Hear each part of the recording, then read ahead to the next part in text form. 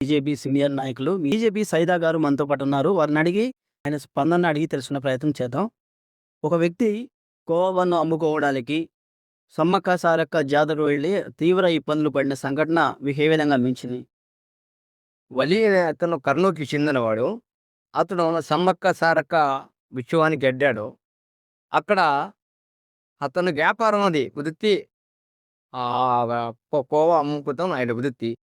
అక్కడికి వెళ్ళాడు. వెళ్ళిన తర్వాత అక్కడ కొంతమంది అతన్ని దగ్గరకొచ్చి నీ ఏంటి ఏమమ్ముతున్నావు అని అడిగారు. అతను నేను కోవా అమ్ముకుంటాను అన్న వృత్తి చిన్నప్పటి నుంచి ఇదే అని చెప్పడం జరిగింది. అయితే నీ పేరేంటని అడిగారు. వలి అన్నా. అయితే వలి అంటే మరి నువ్వు ముస్లిం కదా, మరి కోవాలో ఉమ్మేసి అమ్ముతారని అంటున్నారని అబద్ధపు ప్రచారానికి మొదలుపెట్టారు.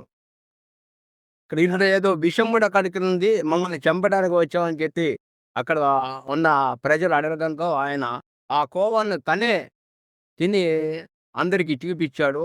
దీంట్లో విషం ఉంటే నేను చచ్చిపోవాలి కదా, నేను చచ్చిపోవద్దు కదా, మరి నేను ఎందుకు విషం పెడతాను, ఎందుకు మనుషులతో నేను వాళ్ళ ప్రాణాలతో చెలగాటమాడతాను, మీరు తప్పుడు ప్రచారం వేస్తున్నారు అని చెప్పి ఆయన చెప్పడం జరిగింది.